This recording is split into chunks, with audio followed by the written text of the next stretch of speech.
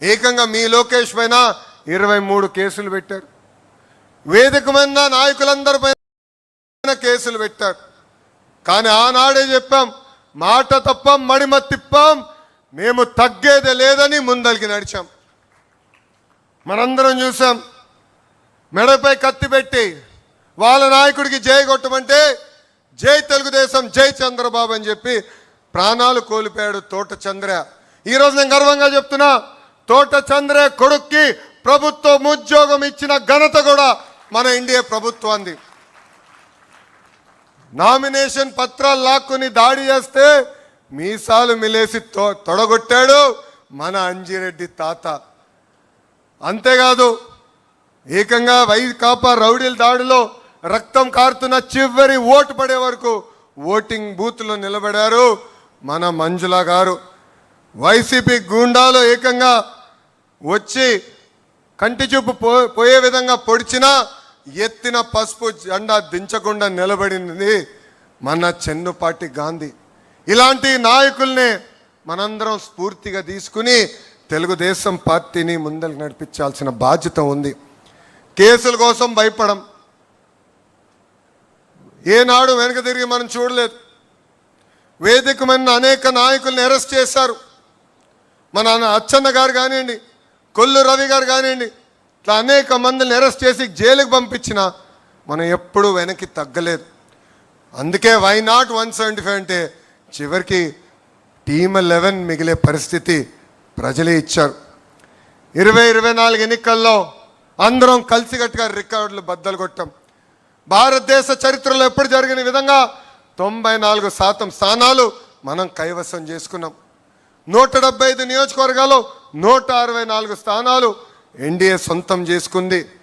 శ్రీకాకుళంలో 10 out of 10, విజయనగరంలో 9 out of 9, తూర్పుగోదావరి జిల్లాలో 19 out of 19, వెస్ట్ గోదావరి జిల్లాలో 15 out of 15, కృష్ణాలో 16 out of 16, గుంటూరులో 17 out of 17, నెల్లూరులో 10 out of 10, అనంతపూర్లో కూడా 14 out of 14. అంటే 8 ఉమ్మడి జిల్లాల్లో క్లీన్ స్వీప్ వచ్చింది.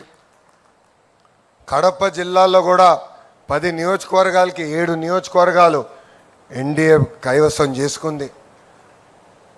ప్రజలు ఆశతో మనం గెలిపించారు.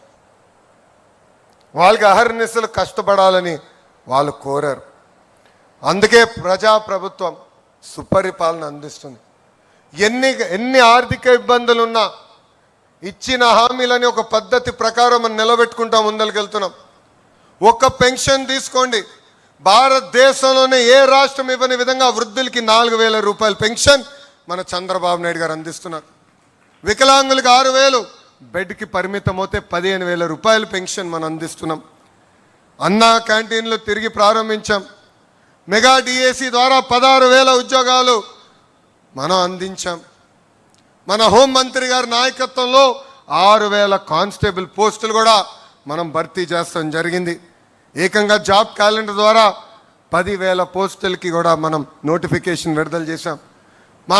మా చేనేత సోదరులకి అండగా నిలబడడానికి హ్యాండ్లూమ్ ఉంటే 200 యూనిట్లు, ఇంట్లో పవర్ లూమ్ ఉంటే 500 యూనిట్లు ఉచిత కరెంటు కూడా మన ప్రభుత్వం అమలు చేసింది. మత్స్యకారుల సేవలో కూడా అన్నదాత సుఖీభవ, స్త్రీ శక్తి కింద ఉచిత బస్, దీపం పథకం లాంటి అనేక సంక్షేమ కార్యక్రమాలు మనం అమలు చేస్తున్నాం. అంతేకాదు, ఇంట్లో ఎంతమంది పిల్లలుంటే అంతమంది పిల్లలకి తల్లికి వందనం ఇచ్చిన ఏకైక ప్రభుత్వం మన ఎన్డీఏ ప్రభుత్వం. ఎన్నికల ముందర కూడా ఒకే హామీ ఇచ్చాం, ఒకే రాష్ట్రం ఒకే రాజధాని, కానీ అభివృద్ధి వికేంద్రీకరణ. ఈరోజు భారతదేశంలో 100 రూపాయలు పెట్టుబడులు వస్తే దాంట్లో 25 రూపాయలు ఈరోజు ఆంధ్ర రాష్ట్రానికి వచ్చిన ఘనత. ఒక గూగుల్ ఆశ